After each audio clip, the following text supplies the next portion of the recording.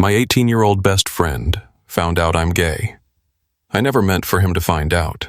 At least, not like this. We'd been inseparable since middle school. Ethan was the kind of guy everyone noticed. Easy smile, bright green eyes, the type who could make silence feel comfortable. And me? I was the quiet one, always watching from the sidelines, trying to keep a secret that was getting harder to carry the older I got. I told myself I'd never say it out loud. Not to him. Not to anyone. But the truth has a way of slipping through the cracks. And the moment he found out, everything changed. If you've ever kept a secret from the one person who means the most to you, or if you've ever wondered what would happen if they really knew, then this story might hit closer than you think. Before we dive in, don't forget to hit subscribe, tap the like button, and turn on notifications, because what happens between Ethan and me will surprise you. Maybe even break you a little, but it just might heal something too. Let's begin.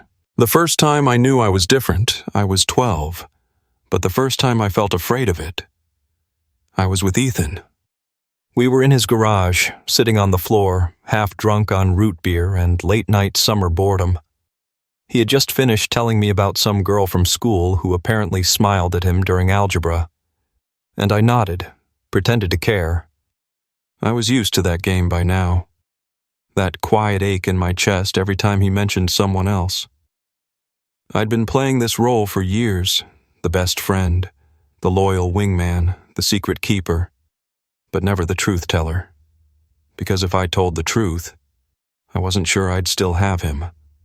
So I laughed, said something sarcastic, changed the subject to Xbox or frozen pizza or something meaningless. That's how I survived. But lately, things were shifting. I was 19 now. Ethan had just turned 18 last month, and for some reason that felt different. He'd grown taller, his jaw a little sharper, his voice deeper.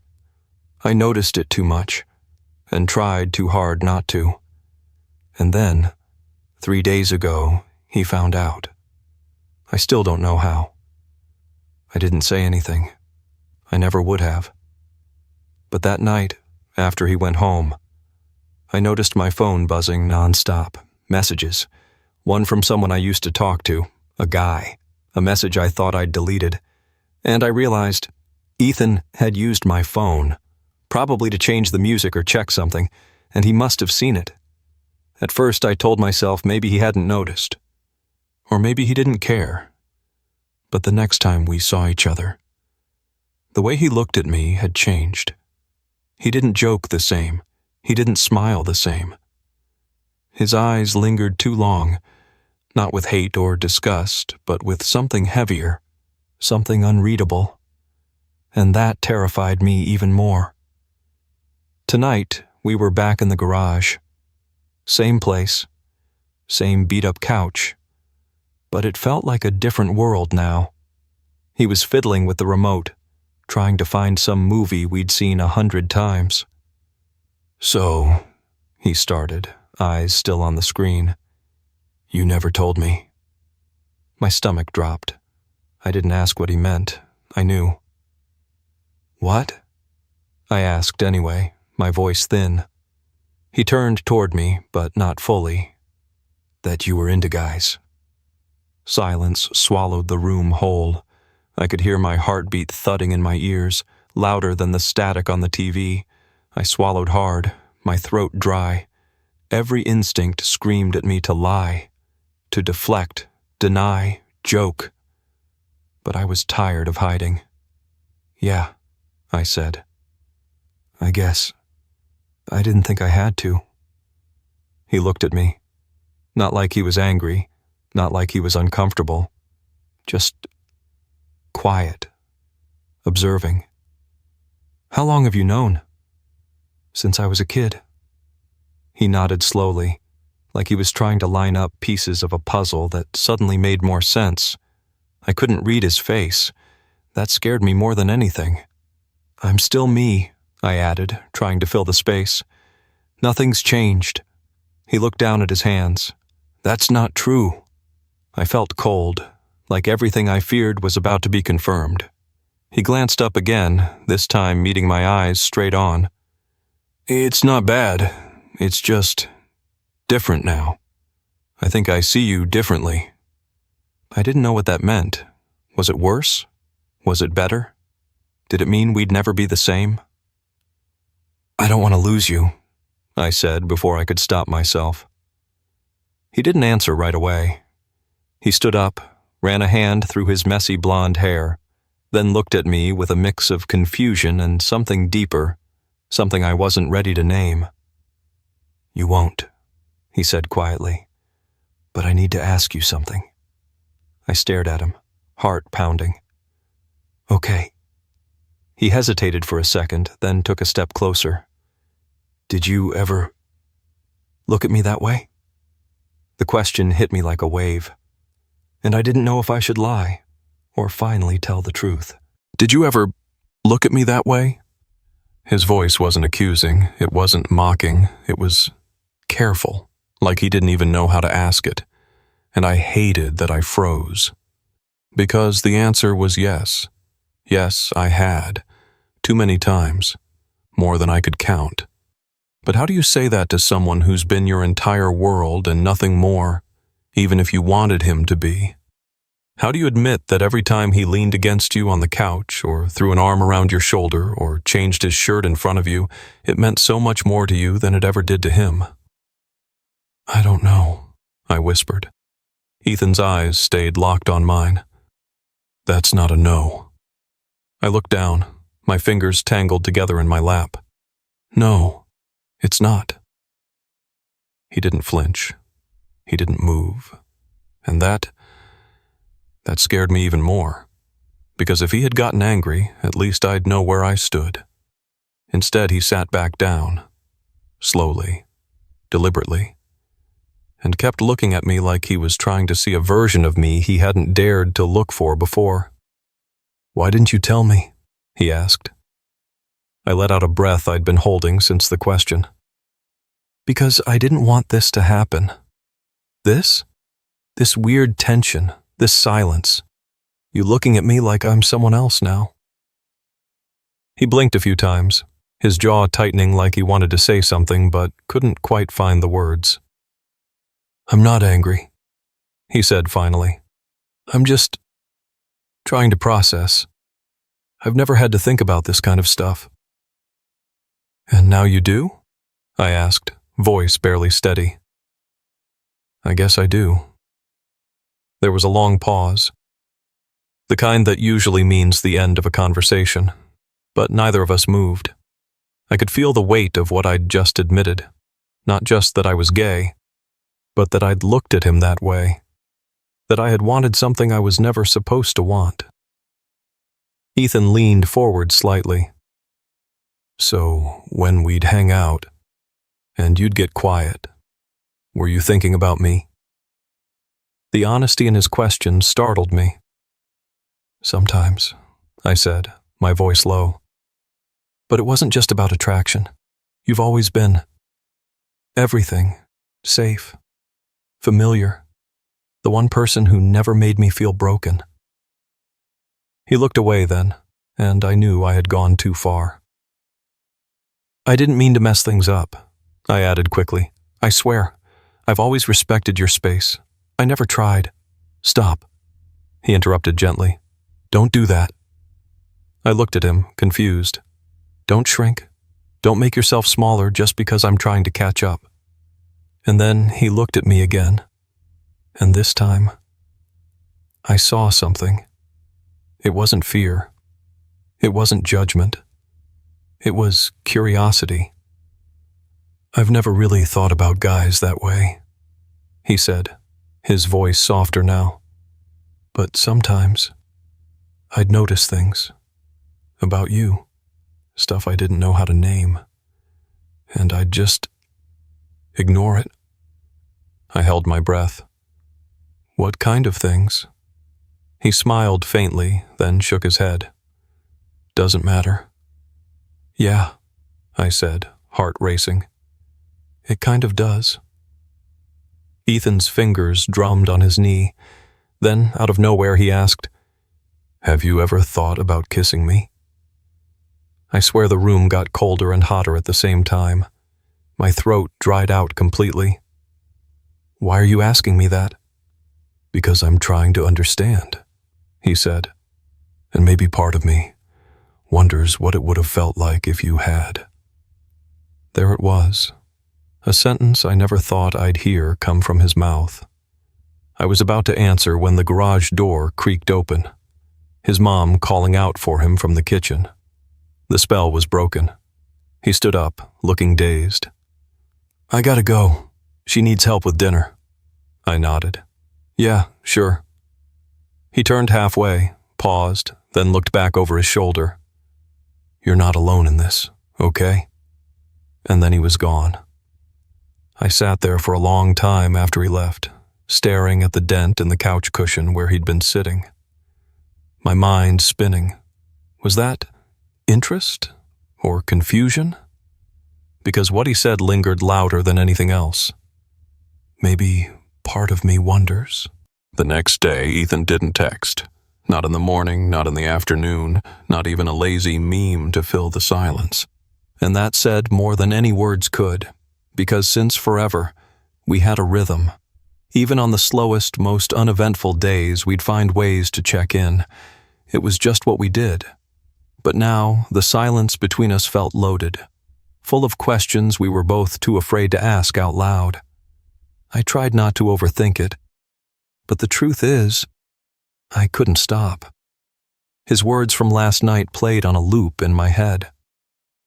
"Have you ever thought about kissing me?" Followed by that quiet, deliberate pause. "Maybe part of me wonders." I didn't sleep much, and when my phone finally buzzed that evening, I jumped like I'd been caught doing something wrong. It was him. "Want to come over? My dad's out. Pool's open." Just like that, like nothing had changed, but everything had.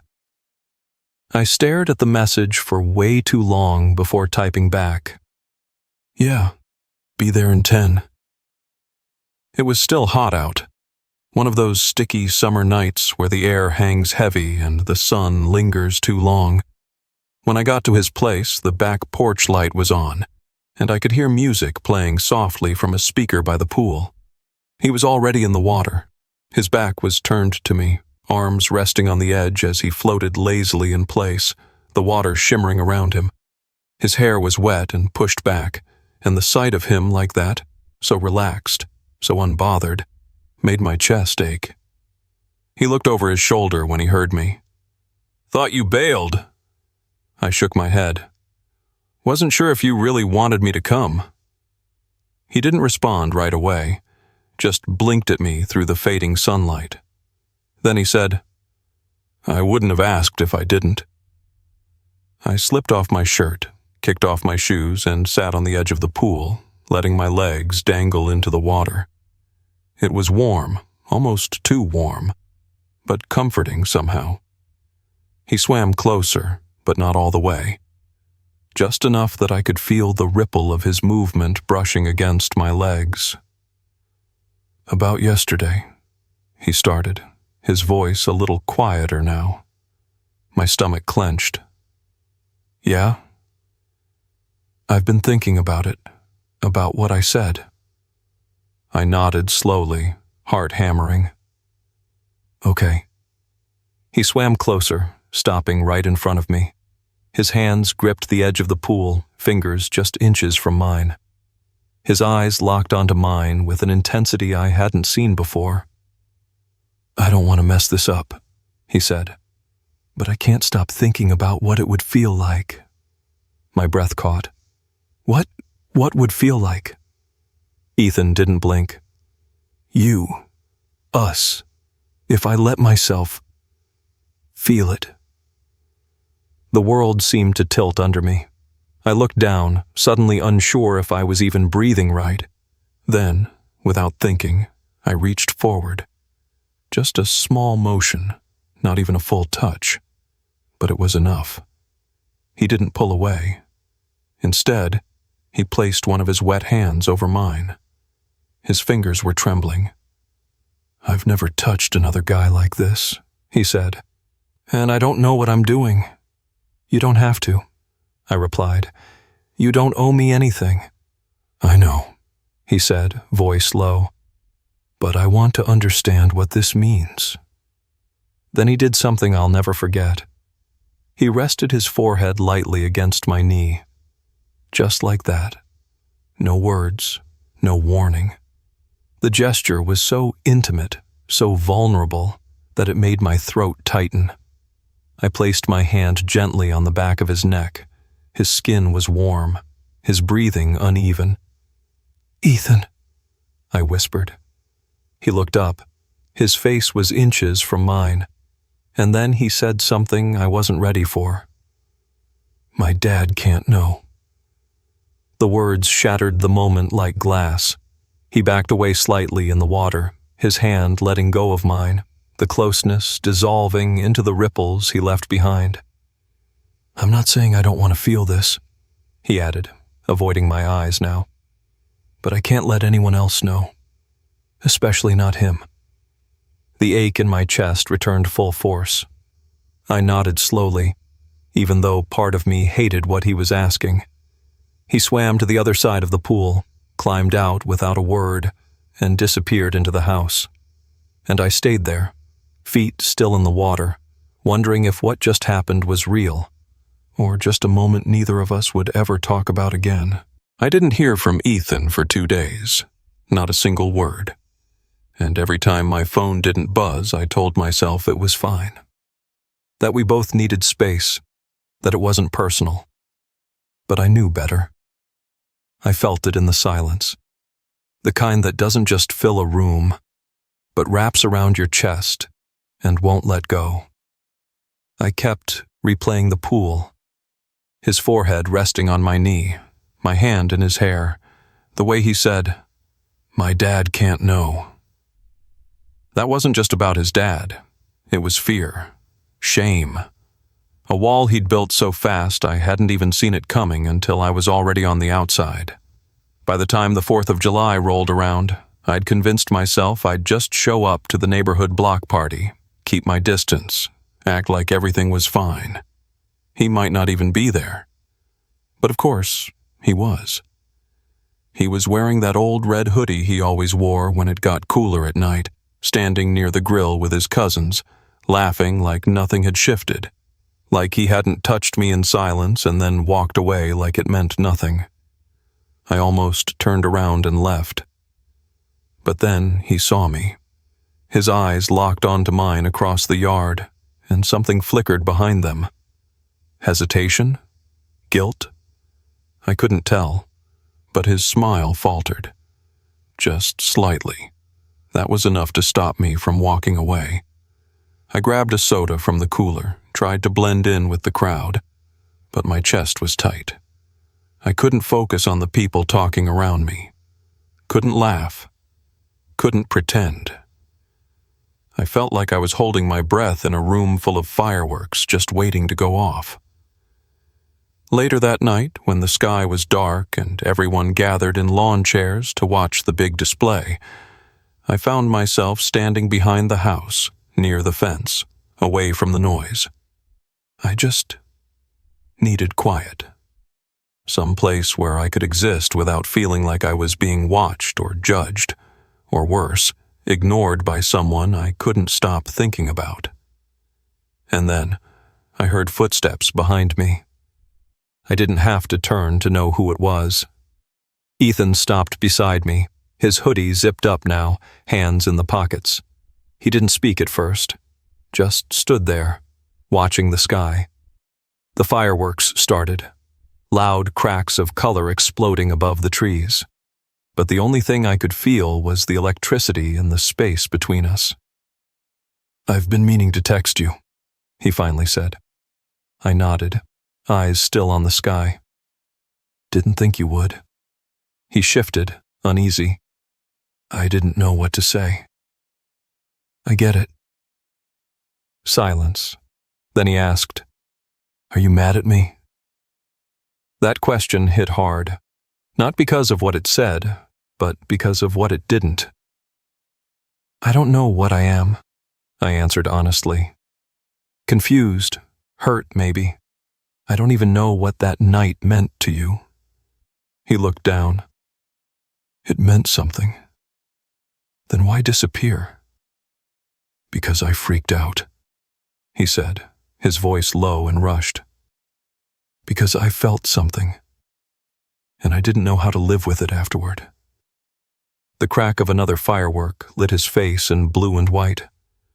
I looked at him then, really looked. "You touched me like you wanted it," I said, "and then you made it feel like a mistake." "I didn't mean to." "Then what do you mean now?" His eyes met mine, and for a second I saw it again, the thing he tried to bury, that spark of curiosity, of something he couldn't explain. He stepped closer, the noise of the party muffled by the pounding in my ears. "You make me feel safe, like I can breathe around you, but the moment I let myself want something more, it's like my brain panics." I wanted to reach for him, but I didn't. "I'm not here to pressure you," I said. "I just need to know if I should protect my heart, or if there's even a chance you'll let me in." He looked down at his feet, then slowly took my hand. Not tightly, not like a statement, just held it. Between fireworks, in the dark. And then, behind us, a shout. We both turned. His dad, standing on the porch, watching us. I let go of Ethan's hand instantly. He stepped back, lips parting like he was about to say something, but he didn't have to. The damage was already done. The moment his dad saw us, I knew. No words were spoken, but something in his stare said everything. Ethan stood frozen. Not ashamed, not exactly afraid, just still. Like if he didn't move, time might reverse itself and erase what had just happened. I stepped back. "I should go," I said under my breath. But before I could turn, his dad shouted, "Ethan, inside, now!" The way he said his name felt cold, sharp. I didn't wait to hear the rest. I walked away, past the laughter and music and lights, straight down the street until I was alone in the dark. He didn't call. Not that night, not the next. I thought it was over. That whatever we'd been building, quietly, awkwardly, beautifully, had been crushed in a single glance. But 2 nights later, there was a knock on my window. It was past midnight. I pulled back the curtain, and there he was. Hoodie up, eyes tired, hands shaking. I let him in without a word. He sat on the edge of my bed like he didn't know how to breathe. "My dad asked me if I was gay," he said. My heart jumped. "What did you say?" He looked at me and whispered, "I didn't deny it." I sat beside him, unsure if I should touch him. He said I'm confused, that it's just a phase, that you're messing with my head. I stayed quiet. Then he turned to me, voice breaking. "But I'm not confused, not about you." He took my hand again, this time tighter, and kissed it, just once, just long enough to break something inside me open. We didn't label anything after that, didn't call it love, didn't call it anything. But the way he held me in the dark said more than words ever could. He started texting again. Random things, memes, thoughts, late-night photos of the moon. He started showing up when I least expected, and always sat closer than before. He didn't hide it anymore, at least not with me. His dad didn't speak to him for days, then weeks, then silence. It hurt him. I could see it in the way his smile faded faster.